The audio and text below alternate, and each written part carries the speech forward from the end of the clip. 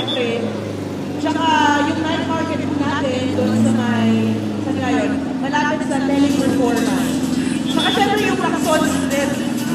O, diba? Classic yun eh.